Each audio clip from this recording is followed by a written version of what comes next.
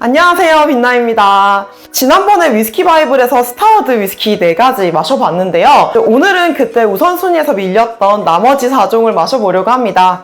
지난 영상에서는 스타워드 위스키가 멜버른에서 만들어지고 또 레드와인 캐릭터가 직관적이다 라는 내용만 전달드렸는데 오늘은 증류소에 대해서 이야기를 해보고 또 위스키 시음기 공유해드리려고 해요. 2022년 가장 상을 많이 받은 증류소라는 화려한 소식어를 가지고 있는 스타워드 위스키는 2007년에 설립됐고 올해로 15주년을 맞이했습니다.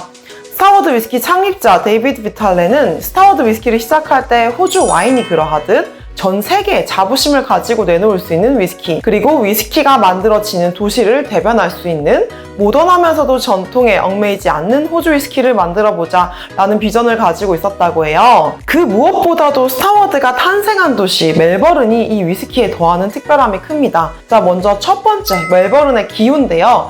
스타워드 위스키는 멜버른 도심 한복판에 위치해 있습니다. 저도 사진으로만 구경해봤는데 굉장히 현대적이고 트렌디한 시설의 증류소 같아 보였어요. 멜버른의 날씨가 정말 악명이 높잖아요. 구글에 멜버른 웨더 밈을 검색해보면 멜버른 날씨의 변덕스러움을 짐작할 수 있습니다. 멜버른 날씨에 대해서 이야기를 할 때 Four seasons in a day, 하루에 4계절이 다 들어있다 라고 하는데요. 하루에 몇 번씩 바뀌는 이런 변덕스러운 날씨가 위스키의 숙성에 있어서는 오히려 장점으로 작용을 해서 캐스크가 팽창과 수축을 반복하면서 멜버른만의 독특한 위스키가 만들어집니다. 증류소에서 하루거리 이내에서 공급받은 신선한 호주의 곡물, 그리고 유명한 와인 산지 바로사밸리와 야라밸리 등에서 쉬라, 까베르네, 피노누아 등 신선한 호주 레드와인 캐스크를 공급받아서 변화무쌍한 멜버른의 기후가 완성한 진짜 호주의 때루아를 담은 호주 위스키입니다. 그리고 멜버른의 식문화, 제가 지난 영상에서 테이스팅 노트를 음식에 비유하기도 했었고 또 마시다 보니까 제가 음식이 많이 떠오른다고 얘기했잖아요. 아무래도 와인이 푸드 페어링을 해서 마시는 술이다 보니까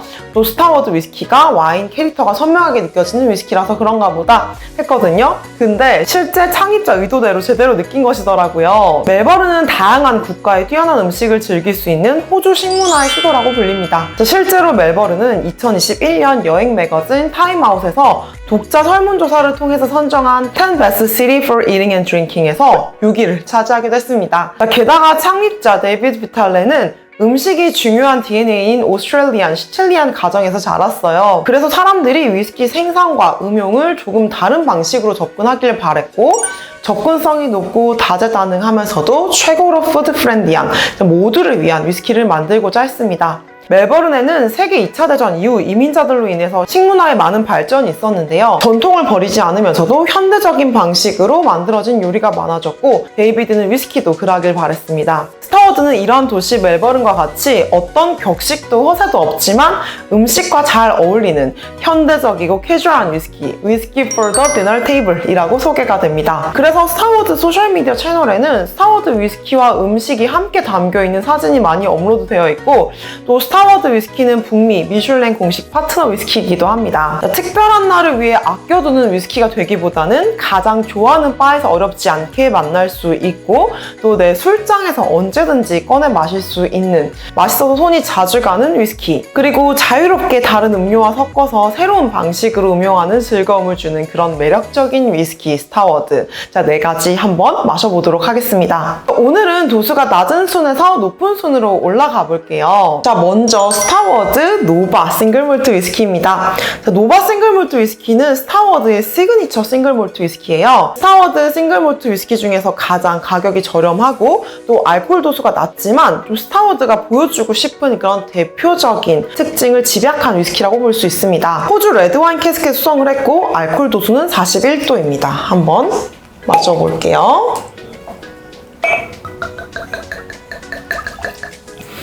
와, 진짜 향긋해요. 사과 향이 아주 향긋하게 느껴지고 좀 그 사과와 딸기 같은 그런 과일의 향을 느낄 수 있습니다.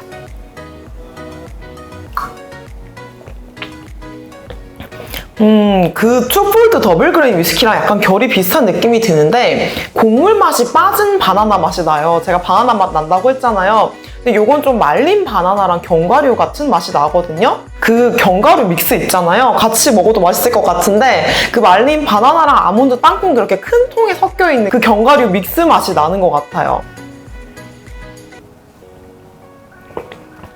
와, 그리고 약간의 그런 꿀과 오크의 맛도 함께 느낄 수 있습니다. 노바 위스키 역시 타닌감이 약간 나긴 하는데 그 매끄럽고 오일리한 느낌의 타닌감이 느껴져서 좀 텍스처가 더욱더 특별하게 느껴지는 것 같아요. 약간 깔끔하게 떨어지지만 긴 피니쉬가 느껴지고요. 캐러멜의 달콤함과 오크가 여운으로 길게 남습니다. 레드와인 캐스크에서 잘 숙성된 위스키는 이런 맛이 나는구나 하는 것을 알게 해주는 것 같아요. 스타워드 증류소에서는 비교적 낮은 알코올 도수로 통입을 해서 뉴메이크 스프릿이 레드와인의 과일 캐릭터와 타닌을 더욱더 깊게 머금을 수 있도록 한다고 합니다. 노바는 선명한 레드와인 노트와 함께 밸런스가 잘 잡힌 위스키예요. 특별한 스타워드 위스키들이 워낙 많아서 약간 개성이 모자란 듯하지만 좀 이런 스타워드 위스키를 이해하기 위해서 가장 먼저 마셔보면 좋을 것 같다는 생각이 드는 위스키입니다. 니트로 마셔도 좋고 온도록스로 차갑게 마셔도 좋을 것 같고요. 칵테일로 만들어도 좋을 것 같고 좀 어떤 방식으로 마셔도 무난하게 잘 어울리는 질리지 않고 데일리로 마시기 적합한 위스키라는 생각이 듭니다. 자, 다음으로 스타워드 솔레라와 스타워드 타니 싱글몰트 한번 같이 비교해서 마셔볼 건데요. 이제 이 솔레라 같은 경우는 지속적으로 출시되는 43도의 싱글몰트 시리즈 위스키이고요. 이 타니 넘버 2는 스타워드 프로젝트 위스키로 시리즈별로 한정 출시되는 48도의 위스키입니다. 두 가지 한번 같이 설명드리고 비교를 해볼게요. 자, 이 솔레라 싱글몰트와 타니 2 싱글몰트 위스키를 이야기를 하려고 하면 약간 또 여기서 EBS 들어갑니다. 네.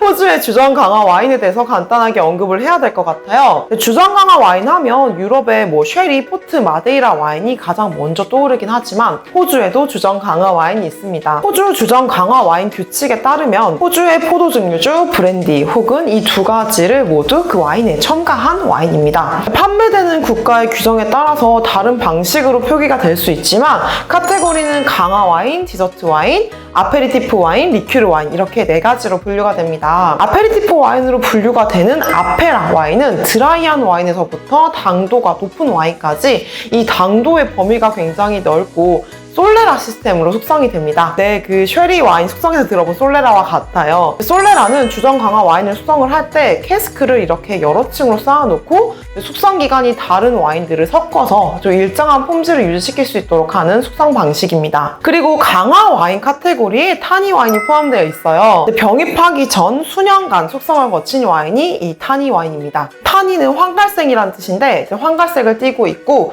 약간 그 어린 와인의 신선한 과일 캐릭터보다는 조금 더 깊은 과일 풍미를 가지고 있는 것이 특징이에요. 자, 이 아페라 캐스크에서 솔레라 방식으로 숙성된 위스키가 솔레라 싱글몰트 위스키이고요. 타니 캐스크에서 숙성된 위스키가 스타워드 타니 2 싱글몰트 위스키입니다. 아페라 와인은 사실 한국에서 구입하기가 쉽지 않아서 좀 한 번도 마셔본 적이 없지만 자, 이 스타워드 솔레라 싱글몰트 위스키를 마시면서 아페라 와인의 맛과 향을 조금이나마 추측할 수 있을 것 같아요. 한번 마셔보겠습니다. 와, 정말 풍부한 캐러멜이 폭발하는 느낌이 들고 그 건포도의 향이 느껴지는데요. 약간 그 아몬드의 향도 함께 느낄 수 있어요. 쉐리 캐스크 숙성 위스키에서 받았던 그런 인상과 좀 비슷한 느낌이 들어요. 오, 맛에서 확실히 쉐리 뉘앙스가 더 전해지는데요. 이게 꾸덕하고 진득한 그런 쉐리는 아니고 굉장히 밝고 경쾌한 쉐리 느낌이 납니다.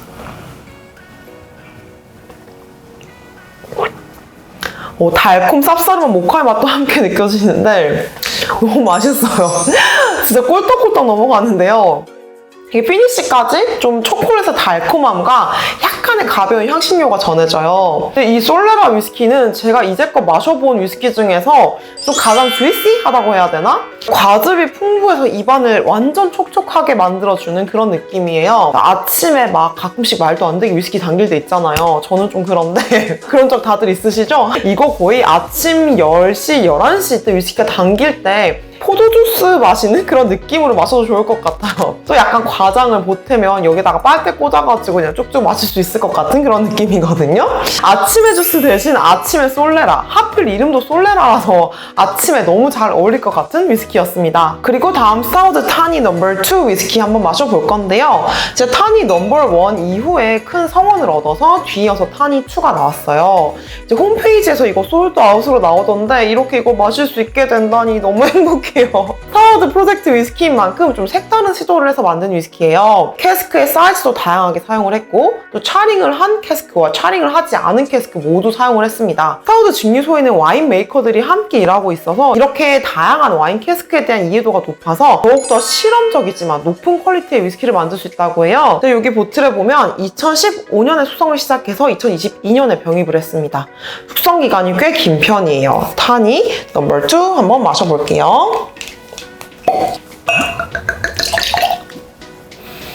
오크의 향과 함께 고소한 아몬드의 향이 나고요. 이것도 말린 과일 향이 나는데 좀 솔레라 위스키보다는 조금 더 오랜 시간 건조를 거친 그런 말린 과일 같은 느낌이에요. 와, 진하다. 건자조의 맛과 약간 진한 흑설탕의 맛이 나는데 솔레라보다는 훨씬 더 농축된 텍스처가 느껴져요.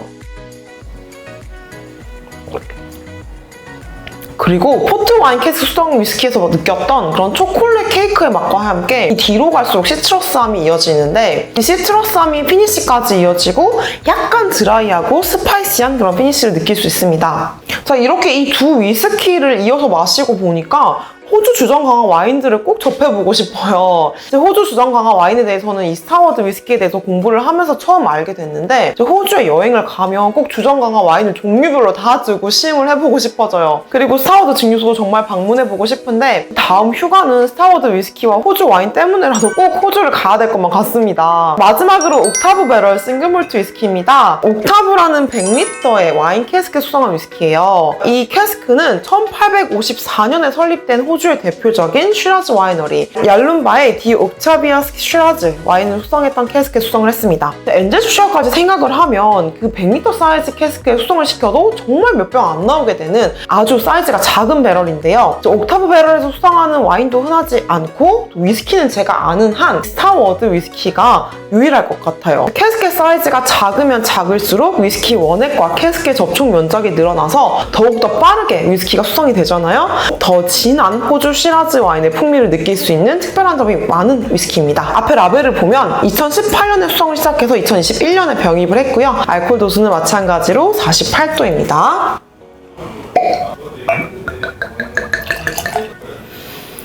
향부터 아주 진한데 캐러멜과 자두의 향이 깊게 느껴집니다.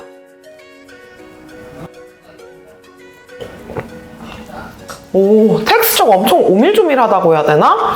좀 약간의 끈적함이 느껴지는데 또 이게 부드럽게 넘어가요. 진짜 그 쉬라즈 와인과 오크의 노트가 다른 스타워드 위스키보다 훨씬 더 쨍하게 느껴져요.